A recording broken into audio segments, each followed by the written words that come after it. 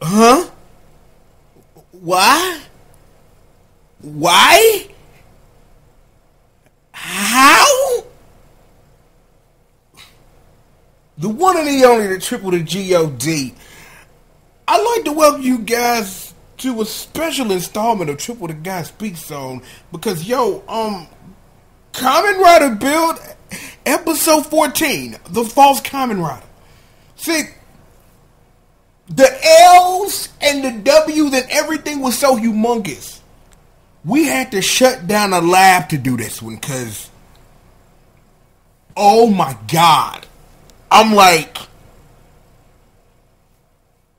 this is the moment that I have been waiting for. The episode where everything makes sense. It's like I'm sitting up here watching this episode, and while I'm watching this episode, I'm sitting up here putting this puzzle in my head, like, connect the dots, da da da da da. And I'm just sitting up here like, I have been waiting for this episode because I just needed to be able to understand this from all sides. And now I do. Here are some things that I realized, not even finna even get into the episode in general. The show has been telling you all along that Soichi Isurugi was Bloodstalk and no one saw it. It's like we guessed at it. The show has been telling you the whole time. Like the show told you from the jump. Remember one of the first things this show ever told us? Pandora's box changes people. We are talking about the first person that we know of that was exposed to the power of Pandora's box. The show has been telling us this whole time. Okay, we talking about somebody that sat up here and built and set up her and crumpled her laptop together and made a rod out of it and threw it.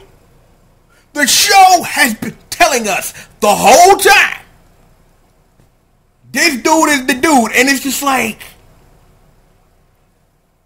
while the episode was going on, the show was sitting up here dropping just heavy knowledge. It's like that part when Banjo was talking to swimming pools. That whole thing about why and how, it made sense. It's like before he sat up here and just laid it all out there. It's like, this dude on another level. This dude on another level. Another level. I'm like, it was everything you need. I'm like, this dude even did what I like to call, and I like to call is what I call it because it's very important. The Sos KI is in defense. I done took off my glasses. Now it's time for you to hold all these L's. And it's just like, you gotta be kidding me. It's like, oh my God. It's like, I don't know what to say. Because anything I say, it's like, really now? If you, how, and so, and I love this show. Because right now, I am sitting up here, and I am literally dumbfounded at what it was I just watched. But again, as I always say in situations like these, that's how you know the show's doing it right. That's how you know. When you sit here and you get these revelations and you understand, it's like, again, like I've been telling you for the past couple episodes, I have been waiting for the raison d'etre of one Soichi Isurugi, aka that blood boy Stauk. I've been waiting, and we got it. This dude been playing the streets like a funkin' fiddle. Shout out to my main man, DJ Bobito Garcia, aka DJ Cucumber Slice.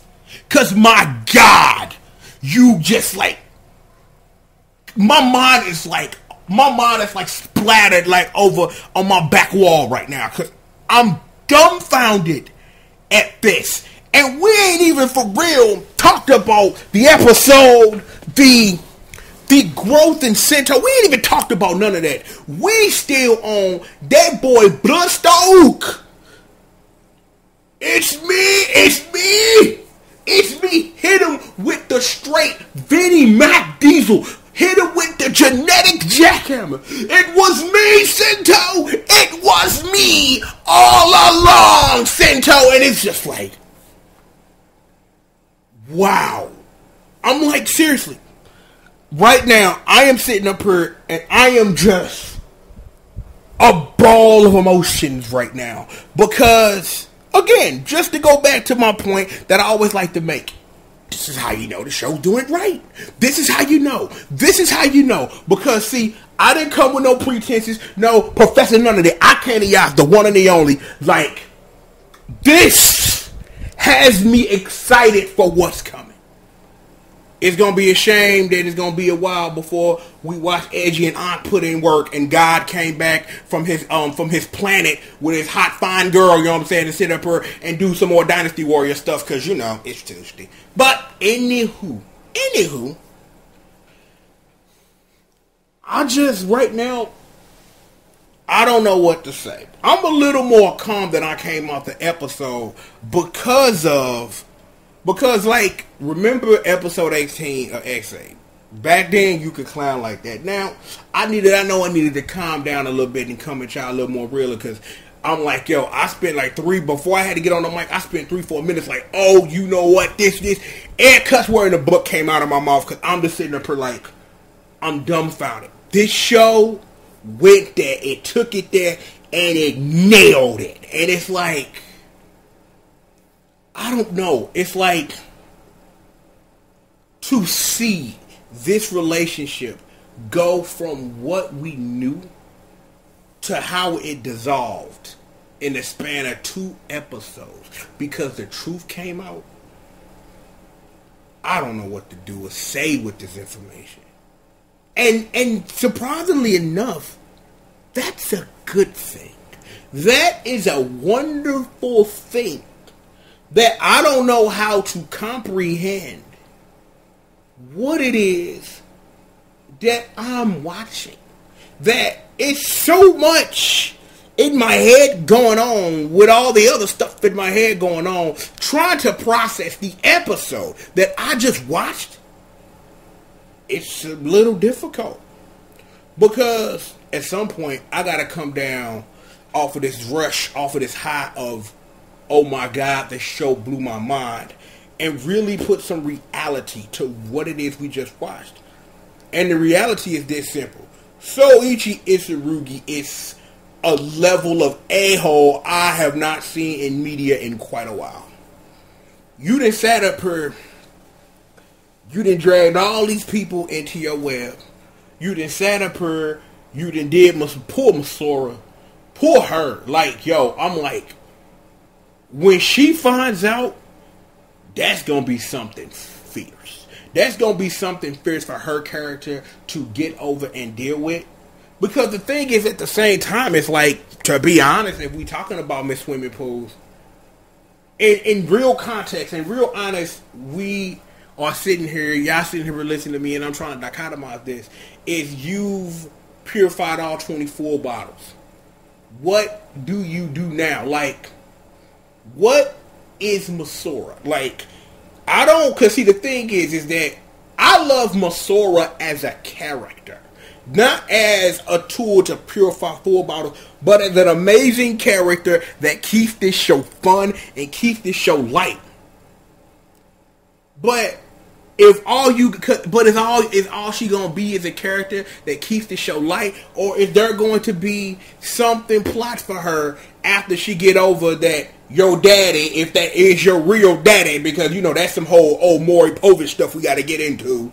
Of where do you go once you deal with this?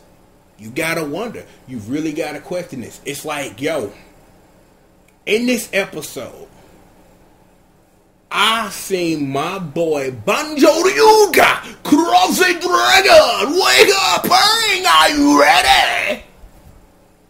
I done seen my man grow up. Because see, when he came on the scene in that fight, it wasn't because, yo, you set me up to kill a man because, you know, it is what it is. No. It's you lied to Masora and Sento, but you did get that one hitter quitter though. But still, that's growth. We talking about the same character who sat up here and sent the Smash back to the place to go find him because all you could think about and all you were consumed of with revenge. But that shows how much Banjo has grown as a character. That because he ran in there, cross Z burning, wake up dragon, are you ready? Not because you set me up, but because people that I care about, you've hurt them, and I'm gonna hurt you back. Didn't really work out so well, like I said, but still. Sento Kiryu.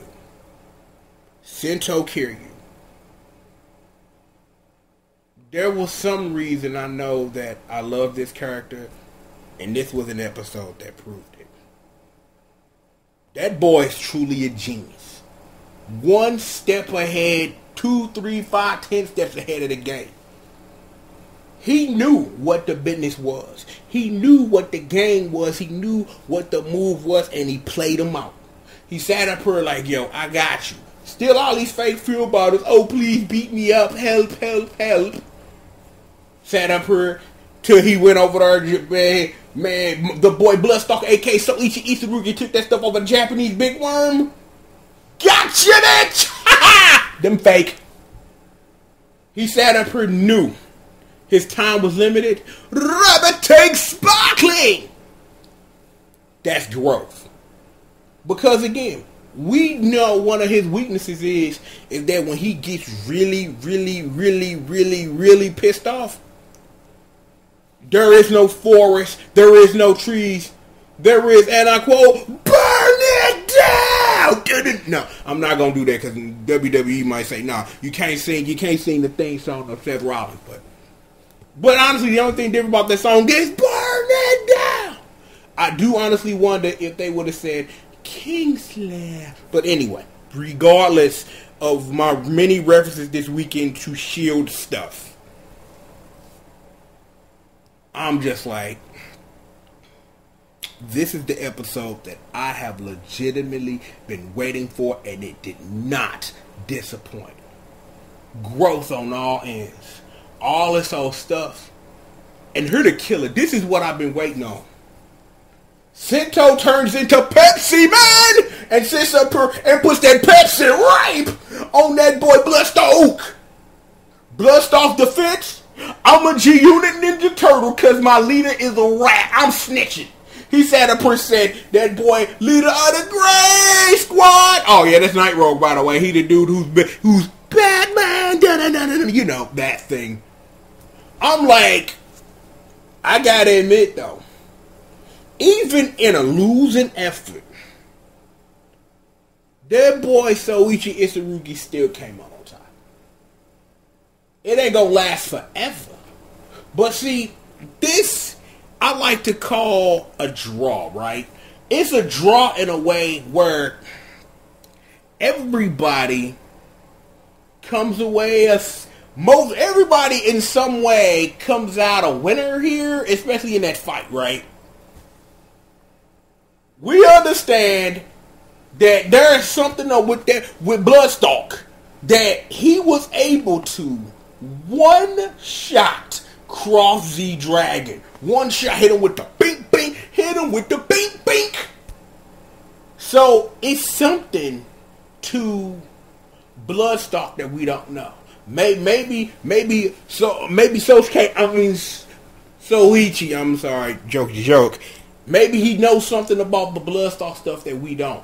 That he was able to, because it's like, let's remember, in a put over moment, Banjo got in Night Rogue's balls, got in them drizzles, sat up hitting with the work. Hitting with the work like it was nothing. But that at the same time, again, that was a legitimate overblown emotion rider moment where you get a chance to get put over really heavily. So when I think about things like that, it's hard to really measure like where you at when your big moment is you getting put over on a dude who's supposed to be a real gangster. That because, you know, your girlfriend's dead, you know what I'm saying? You filled with the truth. I'm finna punch a fool. I'm finna sit up here. I'm finna shake. Punch you in the chest. I'ma punch you in the chest. Drag on. Or something like that. But everybody came out a semi-winner here. It's like Sento can turn into Pepsi, man! Banjo Ryuga sees there's more than revenge, that when you care about people, you get one shot at in the chest. So Ichi is Tsurugi, Isuke Aizen in any instance of, you know, you were in my Bankai all along, but I'm taking off my glasses now, and when I see you for real, I'm gonna put that work in. And then he snitched on the Gray Squad. Snitched on Gray Squad. Did not, however, snitch on Japanese Big Worm, though. Did not snitch on Japanese Big Worm. Didn't do it. Did not snitch on Japanese Big Worm. Oh, bonus karaoke. Told you swimming pool, that girl is super cute. Anyway. At the end of the day, this is where we are right now with this show. If I didn't love this show before, I love it now. I'm like, one of my joys, for real, and if y'all made it to the end of this, you get the hits. One of my joys is being able to talk about Kamen Rider every week. To sit up here and to go through my feelings, to dichotomize what I saw, to dichotomize what I feel, and sit up here and put it out on wax for everybody. Not everybody agrees about how I distribute it, but that's not your problem, it's mine, and we're working on it. Regardless, this is a joy of mine. Because I get to sit here, and I get to sit up here, and I get to understand. Like, this is what I'm watching, and I'm enjoying the hell out of it. It's episodes like this that make the show worth watching. When you sit up here and you in it and the show just give you a taste of what you're looking for, and it give it to you that taste on a grand scale, you can't do nothing but love it. I'm loving it. Tiki pa da pa pa pa. Can't do nothing but love it. Shout out to JT and Uncle Snoop. Anyway, I don't know what else to say. I don't. Is there really anything else to say? I don't. I think everything I said has been said. Growth, wins, taking L, this, that. Pepsi Man. While I saw that and realized that was Pepsi Man, I realized what it is I must do now. I'm like, I am going to make it my business. My business to do that thing. I'm sitting up here staring at part of what I need. I just need to just do a small bit of research and figure that out. And once I do, we gonna have a little fun with that. You know what I'm saying? So I'm like, between, you know, me loving that I popped off that stream about fighting EX Leia last night and all this stuff coming in, like, yo, y'all finna be in for some treats really soon. Before we get up out of here, I want to say simply this, just on some real talk. Thank you, Kamen Rider Bill. Thank you for being an amazing show. Thank you for allowing me to have the opportunity to get me something to talk about, for people to sit up here and just listen to hear what's on my mind about this show that I love. And this was a great episode, and again, and I will say it, episodes like these make shows worth watching. That's it, that's all.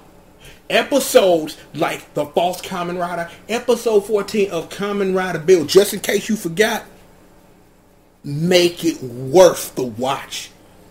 And I am more than appreciative that I have this opportunity to watch this show. So shout out to Overtime real quick. Like, for real. Like, real, if we gonna sit up here, shout out to Overtime. Because them boys and girls They put in work. They make sure that you can understand what it is you watching. I'm like, I know it's some other sub people, but I watch OT, so I gotta get them the love. But shout out to everybody out there subbing whatever the hell you subbing. You subbing whatever language and whatever it is you subbing, you are doing a wonderful work for people that may not get the opportunity like I do to say they appreciate it. So on behalf of all of them, to all of you, thank all of you for what you do. Thank you, Toy, for, making a kid show that sells toys, but is allowing to allow for this season to be serious, but have some fun. All of that. More than appreciated. All the actors and actresses and all the suit people and everybody that made Kamen Rider build what it is. Thank you very much. What I was going to do when that thing happens today, it changed a little bit. I do wonder, is Rabbit Takes Sparkling going to be DLC for that game? Should be interesting to take a look at that. But regardless, let's go on here. Let's wrap this up. Special Outside the Lab episode of Triple the Guy Speaks On, live on Team GRF TV, the one and the only Triple the G.O.D, a.k.a. Pastor L, a.k.a. Professor L, a.k.a. the Lab God, the one and the only Triple the G.O.D. You know me. One more group of people I'd like to thank. All of you. I know it's some of y'all that I know y'all by name. I see y'all in passing. I show that love and I love y'all back. But anybody coming through, whether you hate it, whether you love it, thank you for coming by if you made it this far. I appreciate it. This is a wonderful show. And I'm glad I get the opportunity to open my mouth and express how much I appreciate what this show does. Scat, skittle, skabobble, bloop, bloop, bloop. Go on, get up out of here. I'm going to turn it into a video one more time, just in case you forgot. I am the one and the only, the Triple the G.O.D, a.k.a. Professor L, a.k.a. Pastor L. Live outside, absorbing all this. But we always in the LAB. And I'd like to thank all of you for joining me for another installment of Triple the Guy Speaks On. And always, please remember, Team GRF, coming right up, builder. Best match. Are you ready?